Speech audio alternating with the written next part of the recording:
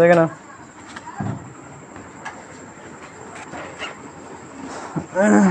আজকে তাহলে কি হচ্ছে শিলা ও মাটি আজকে শিলা ও মাটি তাই তো কত লেসন এটা 6 দেখে নাও কত কম দেখে না ভালো করে বোঝার চেষ্টা করো শিলাটা কি আর মাটিটা কি বলো মাটি আগে তৈরি হয়েছে না শিলা আগে তৈরি হয়েছে শিলা আগে তৈরি হয়েছে তাই তো তোমরা সে বুক অফ নেচারে তো পড়েছিলে যে বড় বড় শিলাখণ্ডগুলো সেটা কি হচ্ছে আস্তে আস্তে আস্তে আস্তে জলের সেই নদীর দ্বারা কি হচ্ছে রোলিং ডাউন হতে হতে হতে হতে সেটা ক্ষয়প্রাপ্ত হতে হতে কিসে পরিণত হচ্ছে বালিতে পরিণত হচ্ছে না ছোট ছোট বালিকণায় পরিণত হচ্ছে সাইন্ডে পরিণত হচ্ছিল পড়েছিল নিশ্চয় এবার দেখে নাও তাহলে এই যে পাথরটা আসলো কোত্থেকে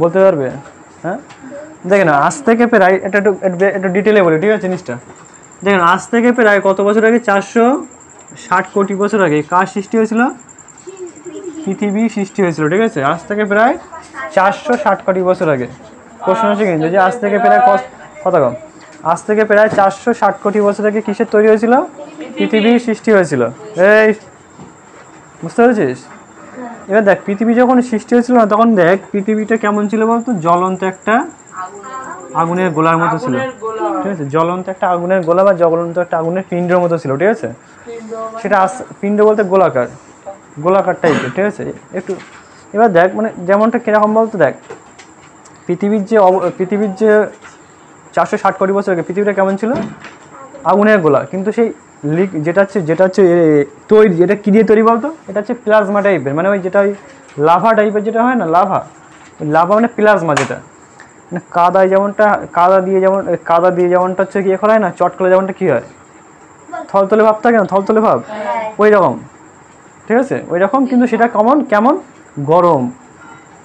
গরম ছিল ঠিক আছে প্রায় মিনিমাম কত প্রায় 6000 ডিগ্রি সেলসিয়াস তাপমাত্রা ছিল 6000 ডিগ্রি সেলসিয়াস তাপমাত্রা তো সেটা কখন ছিল যখন পৃথিবী কি হচ্ছিল তৈরি হচ্ছিল পৃথিবী যখন সৃষ্টি হয়েছিল তখন পৃথিবীর তাপমাত্রা ছিল 6000 ডিগ্রি সেলসিয়াস তাপমাত্রা এবং পৃথিবীর যেটা লাভা ওটা কেমন অবস্থা ছিল প্লাজমা কাদার মতো অবস্থা ছিল ঠিক আছে এবং দেখ পৃথিবী তাহলে আস্তে আস্তে কী হচ্ছে তাপ বিকরণ করছে তাই তো তাপ বিকরণ করে কী হচ্ছে ঠান্ডা হয়ে কী হয়েছে সেটা আস্তে আস্তে কঠিন হয়ে গেছে ঠিক আছে এবার যখনই তাপ বিকরণ করছে তখন কী হচ্ছে যে জলীয় বাষ্প বিকরণ করলে কী হয় জলীয় বাষ্পটা কী হচ্ছে বেরিয়ে যাচ্ছে যা কিছু জলীয় অংশ যেটা আছে সেটা বেরিয়ে যাচ্ছে এবং কি উপরে উঠে গিয়ে কী হলো মেঘের তৈরি হলো তাই তো মেঘের তৈরি হলে কি সেটা হচ্ছে আস্তে আস্তে বৃষ্টি ফোঁটা আকারে কী করলো পৃথিবীর উপরে পড়লো তাহলে মাটি তৈরি প্রক্রিয়া কিন্তু ওখান থেকে শুরু হচ্ছে কিন্তু আস্তে আস্তে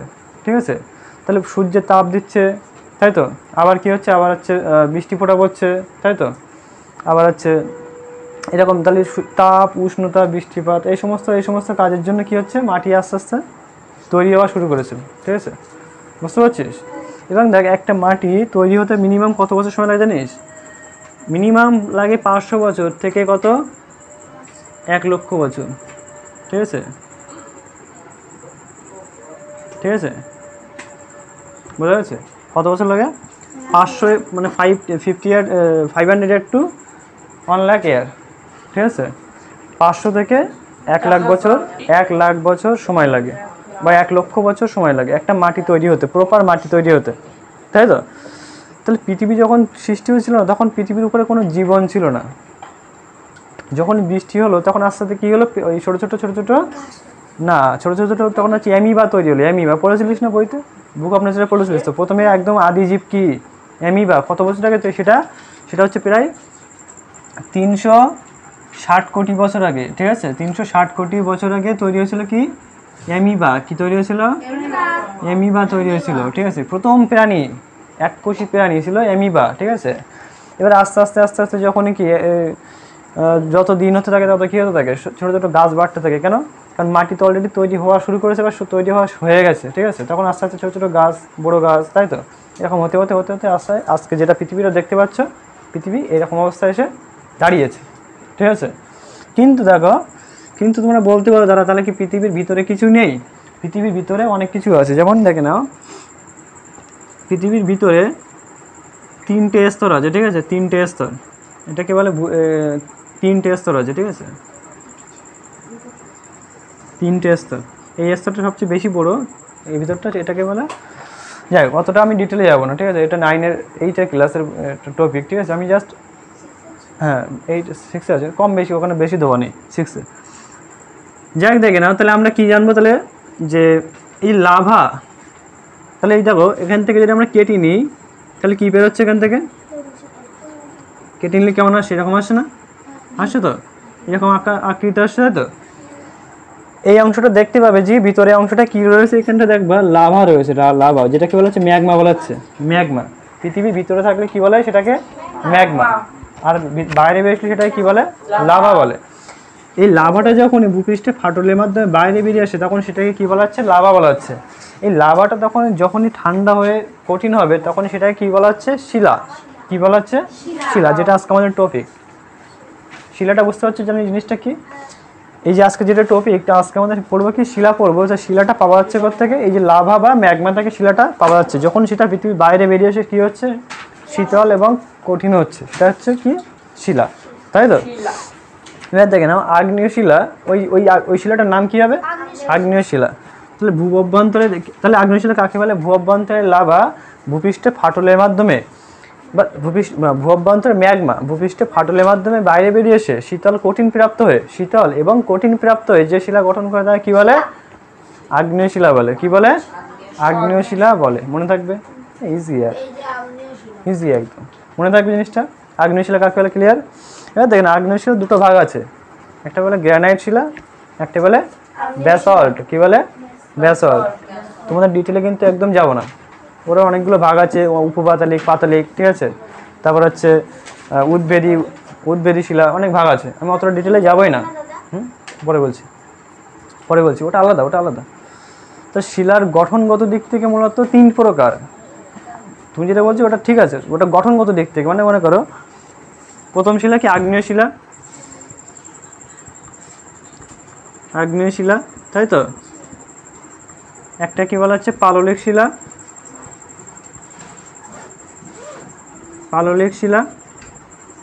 আর একটা কি বলা হচ্ছে? রূপান্তরিত শিলা।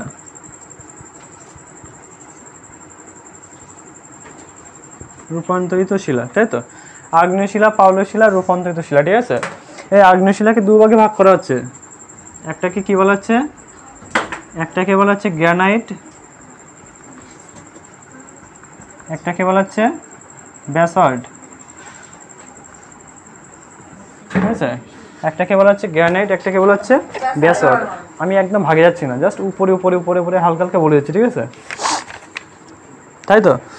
তাহলে একটাকে বলা হচ্ছে গ্রানাইট, একটাকে বলা হচ্ছে ব্যাসল্ট। এর অনেকগুলো ভাগ আছে, বেশি বললে গলিয়ে ফেলবে, দরকার নেই, তোমাদের আসবেও না, ঠিক আছে? যেটুকু আছে সেটুকুন বলছে। এবার দেখে নাও আমাদের যে রেল লাইনের যে ওখানে ছবি দেওয়া আছে, দেখো প্রথমে পৃষ্ঠারে রেল লাইনের যে পাথরগুলো, ওটা কী ধরনের পাথর? কোশ্চেন আসে কিন্তু, রেল লাইনের যে পাথরগুলো ওগুলো কী ধরনের পাথর? তাহলে ওটা বলতে ব্যাসল্ট শিলা। মনে থাকবে, ব্যাসল্ট শিলা, বোঝা যাচ্ছে? এবার দেখো আর কি কোশ্চেন আসে এখান থেকে। প্রথমত আসবে তোমার যে আগ্নেয় শিলা কাকে বলে? আগ্নেয় শিলার শ্রেণী ভাগ করো, তাহলে 2টো ভাগ করতে পারবে, তাই তো? ওই যে গ্রানাইট, ব্যাসল্ট, বোঝা যাচ্ছে? এবং কোশ্চেন আসতে পারে যে রেল লাইনের যে পাথর সেটা কী ধরনের শিলা? বলবে ব্যাসল্ট শিলা, ঠিক আছে? কোশ্চেনে কী আসে যে রূপান্তরিত শিলা কাকে বলে, মানে পাললিক শিলা কাকে বলে? পাললিক শিলা। তোমরা কিন্তু বুক অফ নেচারে পড়েছো, ইংলিশে বুক অফ নেচারে পড়েছো যে কি একটা ছোট ছোট যে শিলা পাথর, যেটা শিলা পাথরগুলো সেই বয়ে আসছে কোত্থেকে? সেই যেটা নদীর যেখান থেকে উৎস, হিমালয় পর্বত বলো বা কোনো একটা পর্বত থেকে বলো, তাই তো? ওখান থেকে যে পাথরগুলো বয়ে আনছে নদীর দ্বারা, তাই তো? বয়ে আনছে হয়তো এত বড় পাথর, মনে করে এত বড় পাথর বয়ে নিয়ে আসছে, তাই তো? এত বড় পাথর নিয়ে মনে করে বয়ে নিয়ে আসছে, জলের স্রোতের দ্বারা বয়ে নিয়ে আসছে। কিন্তু 1-2 দিনের ব্যাপার না, প্রায় লক্ষ লক্ষ বছরের ব্যাপার, ঠিক আছে? তাহলে এটা জলের দ্বারা কি গড়িয়ে আসছে আস্তে আস্তে ধীরে ধীরে আস্তে আস্তে কী হচ্ছে? দেখা গেলো একটা ছোট্ট একটা কী হয়ে গেল? ছোট্ট একটা বালির কণায় পরিণত হচ্ছে। তাহলে এই বালিকণা যখনই নদীর ধারে বা নদীর তলদেশে বা নদীর 2 সাইডে জমাট বাঁধবে, তাই তো? এবং সেখানে মনে করো চাপে তাপে, তাই তো, চাপে তাপে সেটা কিসে পরিণত হচ্ছে, এই যে পাললিক শিলায় পরিণত হচ্ছে। বুঝা গেছে? তাহলে কি বলবে যে পাললিক শিলা কাকে বলে? তাহলে বলবে কিনা যে আগ্নেয় শিলার মানে কি বলবে যে নদীবাহিত যে নুড়ি বালি কাকর ইত্যাদি কাদা ইত্যাদি কি হচ্ছে নদীর গর্ভে বা নদীর দুই সাইডে কি জমাট বেঁধে সেটা কি হচ্ছে চাপে এবং তাপে সেটা পরিবর্তিত কিসে পরিণত হচ্ছে, পাললিক শিলায় পরিণত হচ্ছে, তাই তো। এই পাললিক শিলার কিছু কিছু উদাহরণ আছে, যেমন হচ্ছে বেলে পাথর আছে, কাদা পাথর আছে, স্লেট আছে, এগুলো সব হচ্ছে কিসের উদাহরণ, পাললিক শিলার উদাহরণ। মনে থাকবে তার কি বললাম, বেলে পাথর, কাদা পাথর, স্লেট, এগুলো হচ্ছে সব কিসের উদাহরণ, পাললিক শিলা। এগুলি উদাহরণ কিন্তু মনে রাখবে, কিন্তু মাস্ট কিন্তু দেবে কিন্তু অবশ্যই, ঠিক আছে। তাহলে পাললিক শিলা ক্লিয়ার। এবার দেখে নাও যেটা আছে রূপান্তরিত শিলা, জিনিসটা কি, রূপান্তরিত শিলা। রূপান্তরিত শিলা মানে কি, যেটা রূপান্তর বা পরিবর্তিত হয়। তাহলে দেখে না, আগ্নেয় শিলা এবং যেটা পাললিক শিলা, এই দুটো শিলা পরিবর্তিত রূপই হচ্ছে কি রূপান্তরিত শিলা। এই আগ্নেয় শিলা এবং পাললিক শিলা চাপে চাপে নানা রকম রাসায়নিক বিক্রিয়ার জন্য মানে কি হচ্ছে, সেটা পরিবর্তিত কিসে পরিণত হচ্ছে, রূপান্তরিত শিলায় পরিণত হচ্ছে। যেমন হচ্ছে চুনা পাথর, মার্বেল পাথর, এগুলো হচ্ছে কিসের উদাহরণ, রূপান্তরিত শিলার উদাহরণ। আজকে যেটা তোমরা দেখতে পাচ্ছ যে কি বলে ওটাই ভিক্টোরিয়া, তাজমহল, তাই তো, এগুলো কিসের উদাহরণ, এগুলো হচ্ছে মার্বেল, তাই তো, এগুলো হচ্ছে মার্বেল পাথরের উদাহরণ, ঠিক আছে, বোঝা গেছে। আর যেটা ওই যে কি ওটা যেন নামটা ভুলে গেলাম, ভুলে গেছি জায়গাটা হচ্ছে ওই যে যাক বাদ দাও, দরকার নেই, নামটা ভুলে গেলাম। তাই এবার দেখে নাও, তাহলে মাটিটা দেখে নাও, তাহলে শিলাটা ক্লিয়ার হয়েছে জিনিসটা, তিনটে শিলা ক্লিয়ার, কোনো সমস্যা নেই তো, সবার ক্লিয়ার জিনিসটা। এবার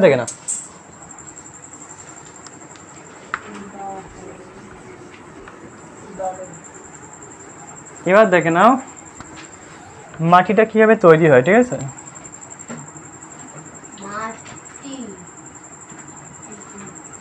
মাটি তৈরি, ঠিক আছে, দেখেন মাটি মূলত দুইভাবে তৈরি হয়, ঠিক আছে। একটা হচ্ছে প্রাকৃতিক উপায়ে তৈরি হয়,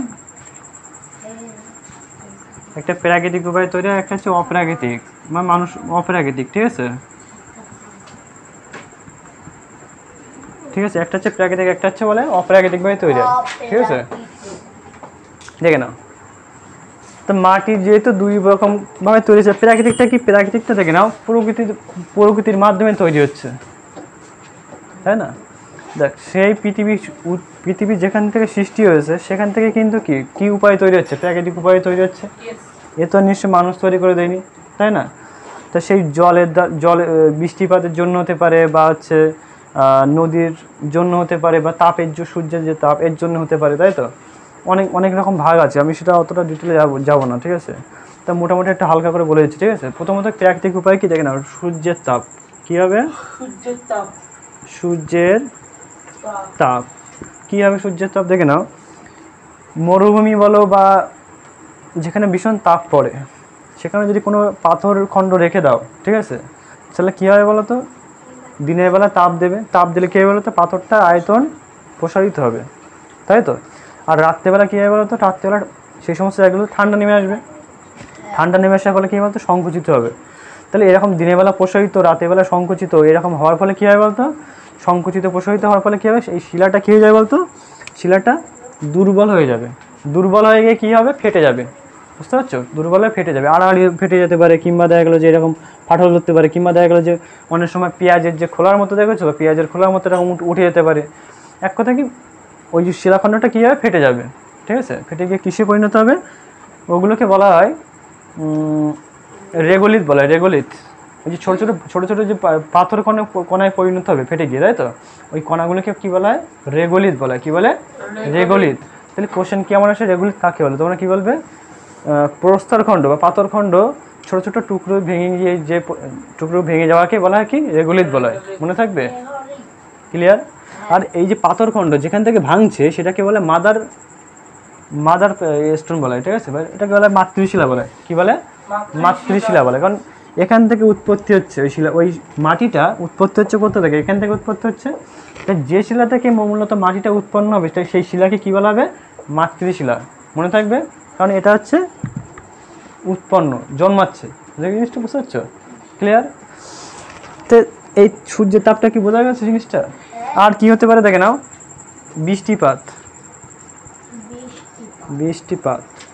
বৃষ্টিপাতটা কিরকম দেখে নাও, যে যেখানে খুব বেশি বৃষ্টিপাত হয়, ঠিক আছে, বেশি বৃষ্টিপাত হবে, তাহলে সেখানে কী হবে, বৃষ্টির যে ফোঁটা যে ফোঁটাগুলো পড়ছে, তাই তো, তাহলে মনে করো সেখানে ভীষণ গরম পড়েছে, আবার মনে করো সেখানে ভীষণ গরম পড়েছে, সারাদিন ভীষণ গরম পড়েছে, হঠাৎ করে কী করছে, বৃষ্টি পড়ছে, তাহলে দেখবি একটা গরম জিনিসে যদি একটা বৃষ্টি ফোঁটা পড়ে বা জল দেওয়া হয়, তাহলে কী হবে বলতো, সেই জিনিসটা ফাটল দেখা দেবে কি না, নিশ্চয়ই দেখা দেবে। এই জন্য বলে গরম জিনিসকে জল দিয়ে দিও না, আস্তে আস্তে ধীরে ধীরে ঠান্ডা হতে দাও, নাহলে কিন্তু কী হবে, ফেটে যাবে, বলে কি না। তাহলে ওই রকম হঠাৎ করে জল বৃষ্টিপাত হওয়ার ফলে কী হবে, সেখানে সেই সেই পাথরখণ্ডটা কী হবে, ফেটে যাবে, ফেটে গিয়ে কী হবে, আস্তে আস্তে মানে ছোটো ছোটো রেগুলিতে পরিণত হবে, ঠিক আছে। তো সেভাবে মাটি তৈরি হতে পারে, তাই তো, এগুলো কিন্তু প্রাকৃতিক কারণ। আর কি হতে পারে, শীতল অঞ্চল।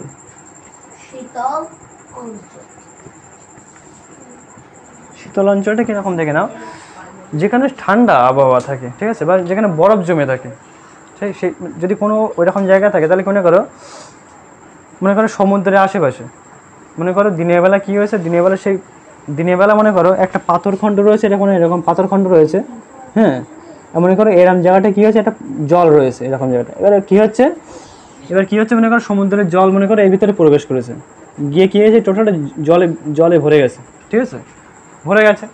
এবার দেখো এখন জলে ভরে আছে, ঠিক আছে, কিন্তু রাত্রেবেলা কী হবে, তাপমাত্রা কমে যাবে, কমিয়ে কী হবে, এই জায়গাটা এখন কী হয়ে যাবে বলতো, বরফ হয়ে যাবে। আর আমরা কী জানি বলতো, বরফের আয়তন বেড়ে যায়, বাড়ে কি না, বাড়ে তো। এই জন্য দেখবি বলে কিনা যে ফ্রিজের ভিতরে যখন জল রাখবে, তখন কি সামান্য পরিমাণ সিপিটা একটু কম করে রাখো, নাহলে কি বোতলটা ফেটে যেতে পারে, তাই তো। এরকম তখন এখানে কী হচ্ছে বলতো, এখানে যখন জল জমে যাচ্ছে না, তখন কী হচ্ছে, ভিতরের অংশটা কী হচ্ছে, এই রাত্রিবেলা কী হচ্ছে, বরফটা জমে যাওয়ার জন্য কী হচ্ছে, আয়তনটা বেড়ে যাচ্ছে, বেড়ে গিয়ে কী হচ্ছে বলতো, তখন এখানে চির দেখা যাচ্ছে, চির দেখা যাচ্ছে, তাই তো। তাহলে কালকে আবার কী হবে, আবার সেই এটা যখন বরফটা গলে যাবে, তখন আবার কী হচ্ছে, আবার জল এসে কী হবে, আবার ভরাট করে দেবে, চিরগুলো ভরাট করে দেবে, আবার রাত্রেবেলা কী আবার জমে যাবে, তাহলে আরও চির দেখা দেবে। তাহলে এরকম চির হতে হতে হতে কী হচ্ছে, একসময় কী হচ্ছে, টোটাল পাথরখণ্ডটা কী হবে, ভেঙে পড়ে যাবে। তাহলে এর দ্বারা কী হতে পারে, মাটির তৈরি হতে পারে, ঠিক আছে। তাহলে এগুলো হচ্ছে মোটামুটি কী গেল, প্রাকৃতিক কারণ, ঠিক আছে। অপ্রাকৃতিক কারণ কোনগুলো, যেমন মনে করো যেগুলো অপ্রাকৃতিক মানে কোনগুলো, যেগুলো মানুষ দায়ী থাকতে পারে, আবার বিভিন্ন প্রাণীরাও দায়ী থাকতে পারে, ঠিক আছে, সেগুলো কী বলে, অপ্রাকৃতিক কারণ, ঠিক আছে। দেখে নাও অপ্রাকৃতিক কারণ কী কী, দেখে নাও। প্রথমত দেখবে অনেক পুরনো যে ঘরগুলো হয় না, সেই পুরনো ঘরগুলোতে কী থাকে বলতো, বিভিন্ন গাছ গজায় কিনা, দেখেছিস তো। তাহলে ওই গাছগুলো গজানোর ফলে কী হয় বলতো, গাছের শিকড়গুলো কী হয়, যত গাছটা যত বাড়বে না, তত কী হয় বলতো, শিকড়গুলো তত কী হবে, বড়ো হবে। তখন কী হবে বলতো, ওই যে ঘরে জন্মাবে না, সেই ঘরটা কী হয়, ফাটল করে দেবে, বা যে পাথরে জন্মাবে সেই পাথরটা কী হবে, একসময় ফাটল করে দেবে। তাহলে সেইভাবে মাটি তৈরি হতে পারে, ঠিক আছে। কিংবা মনে করো কোনো একটা পাথরখণ্ড বা কোনো একটা অনেক ঘরে দেখবি, পুরনো ঘরে দেখবি কী হয় বলতো, মশ জন্মে, সবুজ দেখবেন ছ্যাতলা টাইপের জন্মে, দেখেছিস তো, ওগুলোকে মশ বলে, ঠিক আছে। ওই মশগুলো যখন জন্মাবে, ঠিক আছে, তখন কিছু হবে না, কিন্তু যখন মারা যাবে, তখন কী হয় বলতো, মারা যাওয়ার ফলে কী হয়, এক ধরনের অ্যাসিড তৈরি হয়, ঠিক আছে, ওই মারা যাওয়ার ফলে। ও অ্যাসিড যখনই ওই পাথরের সাথে বিক্রিয়া করবে না, তখন কী হয়, পাথরটা তখন কী হবে, ক্ষয় করে দেবে, পাথরটা তখন কী করে দেবে, ক্ষয় করে দেবে। তখন কী হবে, এক কথায় ওটা তখন মাটি পরিণত হয়ে যাবে আস্তে আস্তে। ওই পাথরখণ্ডটা যেখানে জন্মেছিল ওই মশগুলো, সেই জায়গাটা কী করে দেবে, ক্ষয় করে দেবে।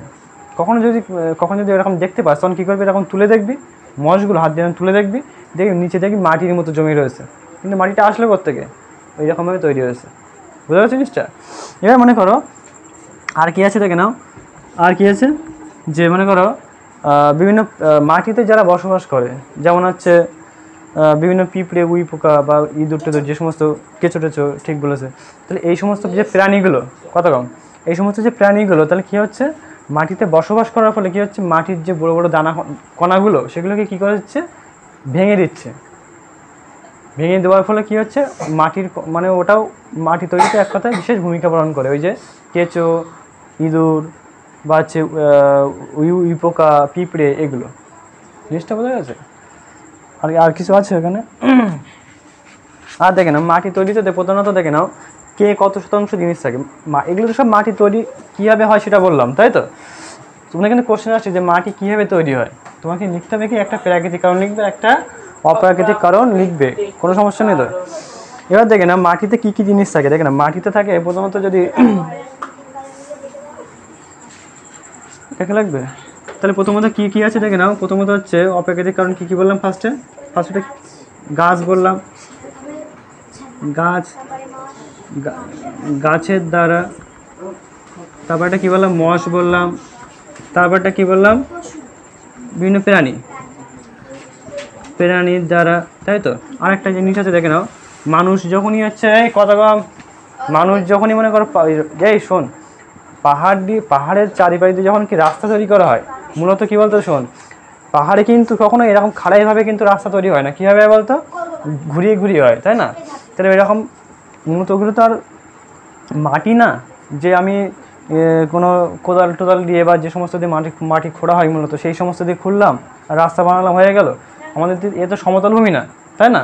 তাহলে ওদিকে যখন পাথর কাটা হবে পাথর কাটতে অনেক সময় পাথর না কাটে কী করা হয় বলতো ডিনামাইট বিস্ফোরণ করে, ডিনামাইট একদম বোমা টাইপের, ঠিক আছে। ডিনামাইট বিস্ফোরণ করে কী হয় পাথরটাকে সরানো হয়, কারণ বড়ো পাথর তো এটা তো সরানো সম্ভব না, তাহলে কী করতে হবে বোমা টাইপের বিস্ফোরণ ঘটিয়ে কী করে পাথরটাকে সরানো হয়, ঠিক আছে।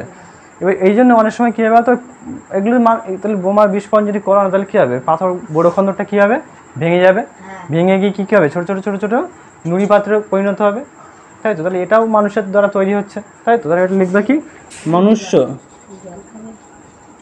মনুষ্য দ্বারা, তাই তো।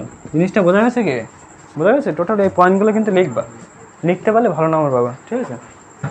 তারপর দেখে নাও মাটি তৈরিতে শোন, মাটি তৈরিতে দেখ মাটি তো এগুলো তো মাটি তৈরি কীভাবে আসে এটা বললাম। এবার দেখেন মাটিতে কী কী জিনিস থাকে, মাটিতে দেখো মোটামুটি তোমার 25% মতো বাতাস থাকে। যদি মনে করো 100% যদি ধরা হয় 100%, তাহলে মনে করো যে 25% কী থাকে, 25% কী থাকে বাতাস, ঠিক আছে।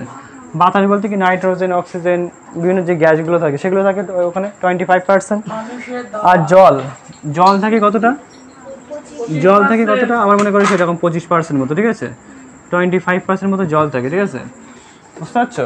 25% মতো জল থেকে আর কি আছে দেখে নাও খনিজ মানে কি যেটা হচ্ছে মনে করো হ্যাঁ যেমন হচ্ছে লোহা, ম্যাগনেসিয়াম, অ্যালুমিনিয়াম এই সমস্ত যেগুলো হয়, হ্যাঁ এইগুলো যে ম্যাগনেসিয়ামটা এই সমস্ত জিনিসগুলো থাকে কোথাও কত পার্সেন্ট, সেটা থাকে 45%, ঠিক আছে 45%, ঠিক আছে। আর দেখে নাও আর কি থাকে, আর থাকে জৈব উপাদান, অজৈব উপাদান, ঠিক আছে। জৈব উপাদান মানে কোনগুলো, যেমন পাতা পচা থাকতে পারে, বিভিন্ন হচ্ছে প্রাণীদের মৃত প্রাণীদের থাকতে পারে, কে ছোটো ছোটো মরা বা গাছের পাতা পড়া বা সমস্ত কাণ্ড এক কথা কি জৈব উপাদান মারা গিয়ে বা সেগুলো থেকে যে উপাদান সেটা যদি মাটিতে মিশে যায় সেটাকে বলা হচ্ছে জৈব উপাদান, তাই তো। আর অজৈব মানে কি যেগুলো মাটিতে মিশে যাবে না, প্লাস্টিক হতে পারে বা হচ্ছে নিপিল হতে পারে বা এই যে প্লাস্টিক এটা হতে পারে, বা এক কথা সমস্ত ধরনের মানে প্লাস্টিকের যে ব্যাগগুলো হয় সেগুলো হতে পারে, ঠিক আছে। তাহলে এগুলো কি হতে পারে, এগুলো অজৈব উপাদান, ঠিক আছে। তাহলে মাটিতে কিন্তু সবই মিশে থাকে। তোমরা কিন্তু 4 না 3-তে পড়েছিলে যে এক মুঠো মাটি আনো এবং সেটা আতশ কাচ দিয়ে দেখো ভিতরে কি কি আছে, পড়েছিলে না। এবং সেটা দেখতে পাচ্ছিলে যে ভিতরে কী ছিল, পিঁপড়ে ছিল, কোনোটা হচ্ছে দেখা গেলো যে ওই ফড়িংয়ের যে ঠ্যাংটা আছে ওটা ছিল, তাই তো। বা হচ্ছে হ্যাঁ ডানা ছিল, তারপর হচ্ছে ছোটো ছোটো পিঁপড়ে ছিল, হয়তো ছোটো ছোটো কেঁচো টাইপের ছিল, বা তারপরে মনে করা হচ্ছে আর কি ছিল প্লাস্টিক ছিল, বা বিভিন্ন হচ্ছে পাতা ছিল, ফলের কুচি ছিল, এরকম ছিল না। এগুলো সব কি হ্যাঁ ওই থ্রিতে ছিল, আমি ঠিকই বলছিল তো। তাহলে এগুলো হচ্ছে মূলত মাটির উপাদান, কিন্তু এগুলো কি বলে জৈব উপাদান। মাটির হচ্ছে জৈব উপাদান। একটা মাটি পরিণত করে যেটা একটা মাটি মানে একটা প্রকৃত মাটি পরিণত হতে গেলে মিনিমাম 500 থেকে 1 লক্ষ বছর পর্যন্ত সময় লাগে, তাই না। তুমি যদি এখন রাজস্থানে গিয়ে যদি এখন চাষ করো তাহলে হবে না। কেন হবে না, কারণ মাটিতে জৈব উপাদান বা কিছুই নেই, হতে চাষ হবেই না। বুঝতে পারছো জিনিসটা, হতে গেলে কি লাগবে, জৈবতা থাকতে হবে, মাটিতে জৈব উপাদান থাকতে হবে। তুমি মাটি পেলেই চাষ করে দিলাম না, হবে না, ঠিক আছে। মাটিতে যথেষ্ট পরিমাণে জৈব উপাদান থাকতে হবে, জল থাকতে হবে, বাতাস থাকতে হবে, মানে যেটাকে নাইট্রোজেন বলা হচ্ছে এটা, বোঝা যাচ্ছে জিনিসটা? আর কিছু আছে? ঠিক আছে, নাও তাহলে এই পর্যন্ত থাকছে এখানে ভূগোলটা।